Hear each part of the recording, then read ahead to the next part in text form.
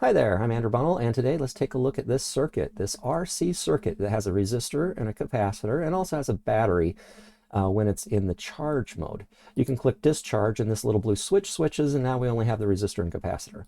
Going back to charge mode, we can charge the capacitor with the battery.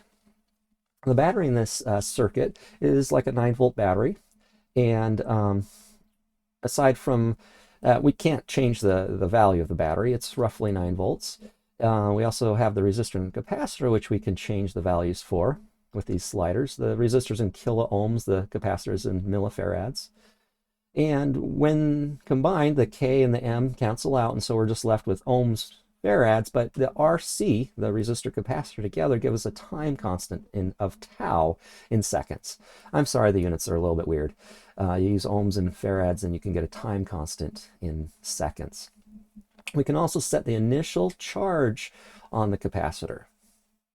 Additionally, we have these 3 buttons over here which represent different meters, or essentially the same meter, similar to like what we used last week, but we have a switch on it that we can now change what type of measurement we're taking.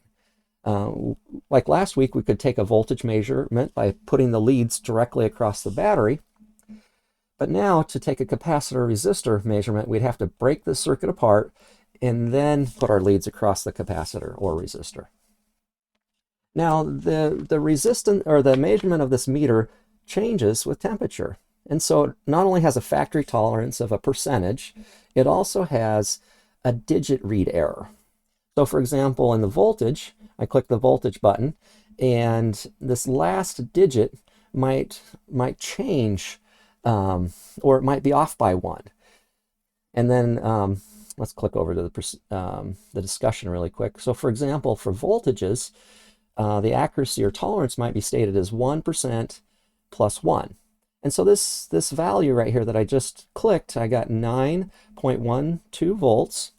And so that would, the 1% piece would be 0.09, but now the plus 1 piece would be another 1 in this last digit. Now we'll scroll down just a little bit further and look at the example with the capacitor. Capacitors are notoriously harder to measure. It takes a long time for a meter to read it, and you actually have to have a very specialized device to be able to measure a capacitor. So capacitor measurements are plus and minus 5%, plus or minus 0.4. So when I click on this, when the capacitor is set to 0.8, let's actually scroll up to just 1, so the math will hopefully be a little bit easier.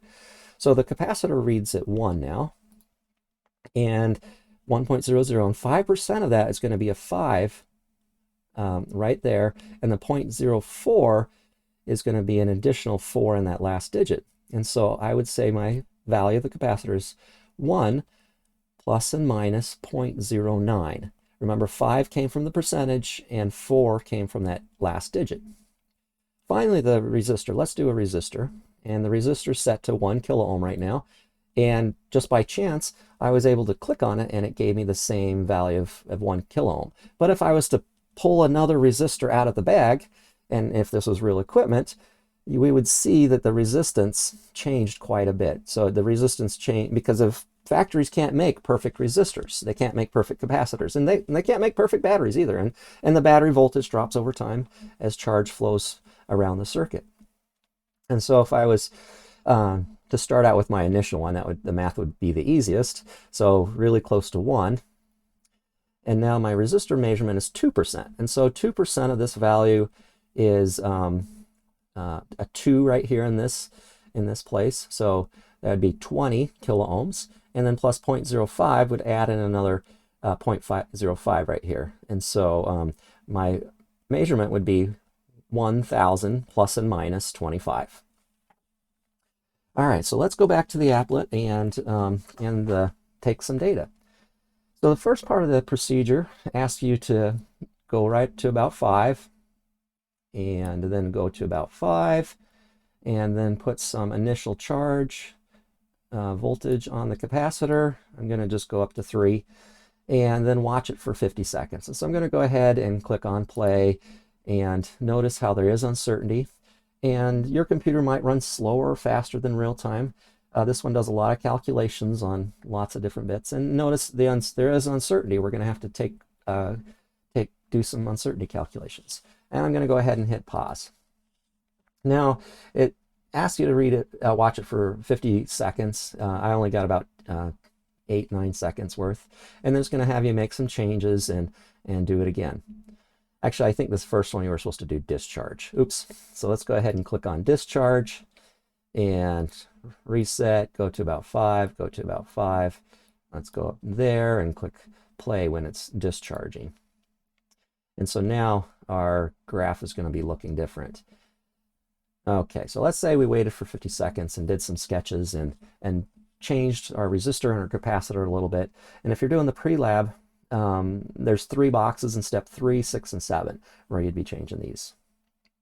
Now I'm going to go ahead and hit reset, and I'm going to go ahead and choose my own settings. So I'm going to choose 1 for the resistance, and then I'm going to choose 1 for the capacitance, but please make your own, choose your own settings. I'm going to go ahead and go to 0, and then I'm going to press the charge button.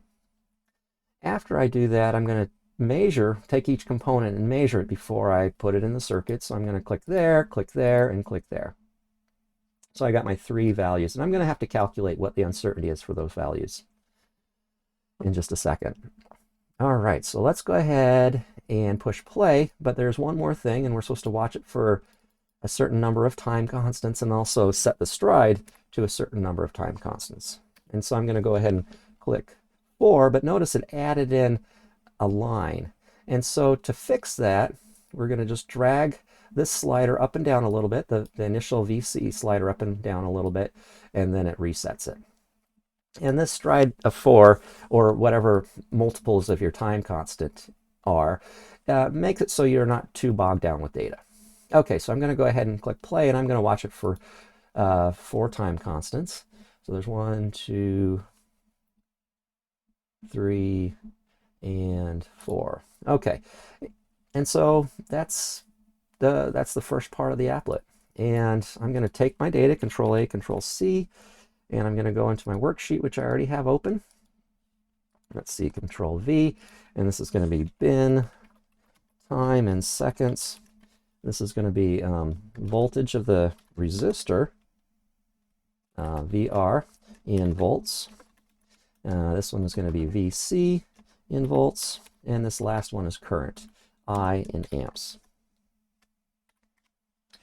Okay, great. Now the first thing we need to do is we need to copy the data. If we highlight just these top 2 rows and try to paste it into this worksheet, it won't work because it's down there. And so we have to highlight these, and one way to do it is hold down the Shift button and then hit the END button and then press the down arrow. And that will quickly zoom you to the bottom. Control C, and I'm going to come over here and just paste it right into there. Paste. There we go. Now I got an exponential decay looking signal. Now our uncertainty, remember, is 1%, so equals this times it by 0.01 plus the last digit as well. On the device, read it to 0.01. And so I'm going to go 0.01.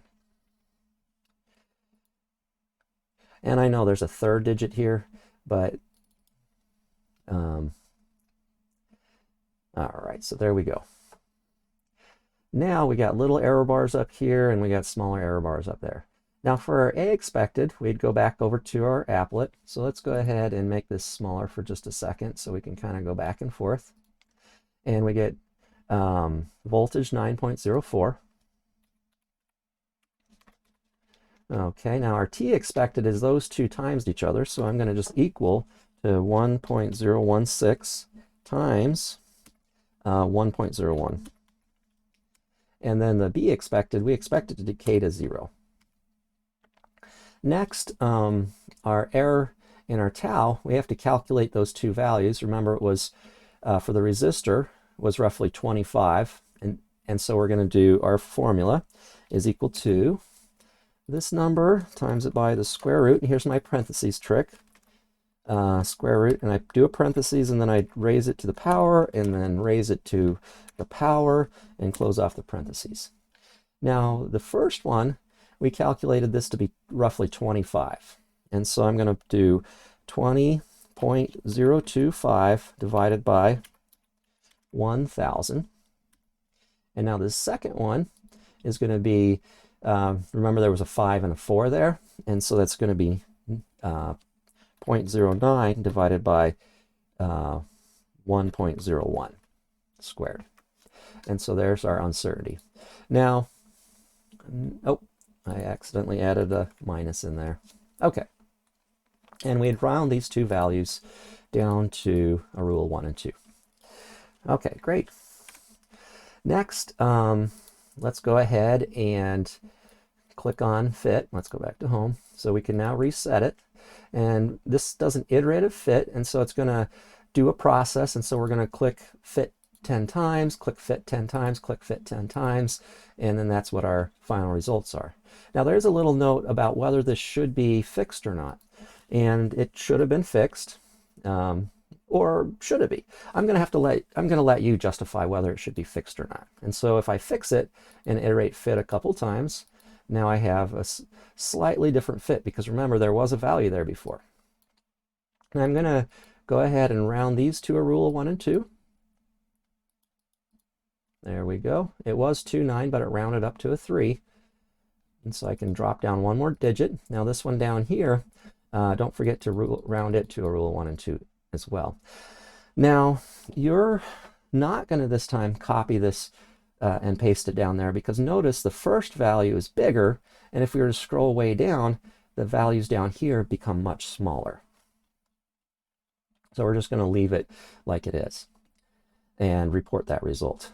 So did I get in agreement? Well, is this number within agreement of that? We have to use our uncertainty to find out. And so I'm just going to label a cell right here. I'm going to say z-score. And then right below it, I'm going to do the calculation. Is equal to ABS, divided by, and this time both of them have uncertainties. Both of them have uncertainties. And so we have to do the square root of the first one squared plus the second one squared. And there we go. We got a pretty good z-score. Don't forget to bump that down as well.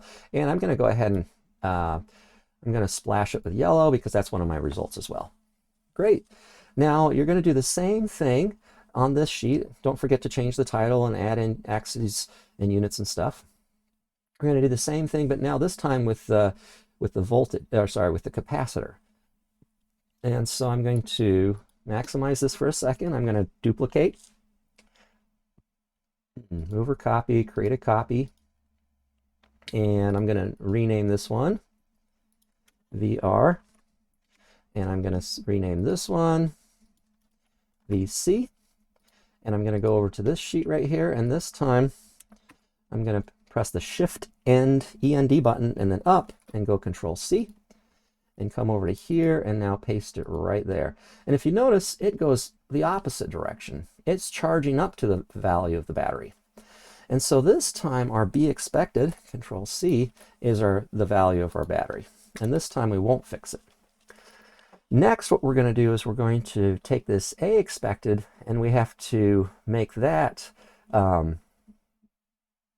negative the value of the battery. Okay, so now let's reset the values. And if you notice, my fit line is pretty close, and we're going to iterate fit 10, 20, 30, 40 times, and that's a pretty good fit. Notice how the uncertainty, if the meter read as 0 volts, it has to still have a little bit of uncertainty to it. Okay, as it reads it. Now this value right here needs 1 digit less, and now this value actually needs 1 digit more. Then this bottom one, don't forget to round it to a rule of 1 and 2 as well. Now this time I got a z-score of 0.18. Now we're not going to make you do the additional A expected and B expected. Now the last part is we're going to move or copy, and we're going to create a copy. And this time we're going to do a case of where there's voltage on the capacitor already. And so I'm going to choose my same values. I'm going to go back to the applet. So I'm just going to minimize this for a second. I'm going to go back to my applet. I'm going to go ahead and reset it. Go to charge.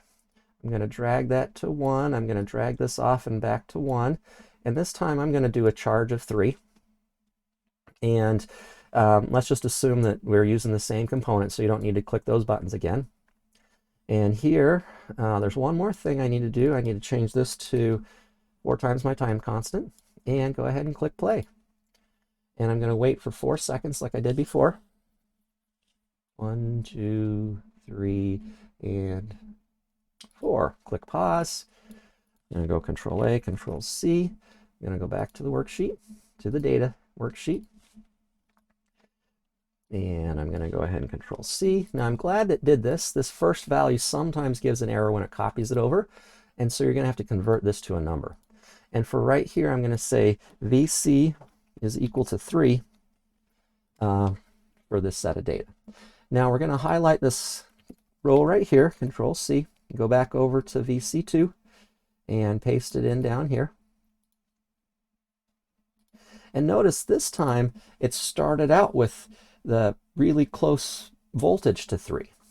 And so we have to take that in consideration when we do this. And what we do is just we take 3 off of the magnitude of this. And so now it's going to be 6.04. And reset formulas. Notice once again how it matches up pretty close. Now we're iterating our fit multiple times, 10, 20, 30, 40, 50. Okay, great. And now everything is correctly rounded for this set of data. Don't forget to add in some titles and describe why this one is different than the last one. And that's about it for today. Thanks for watching.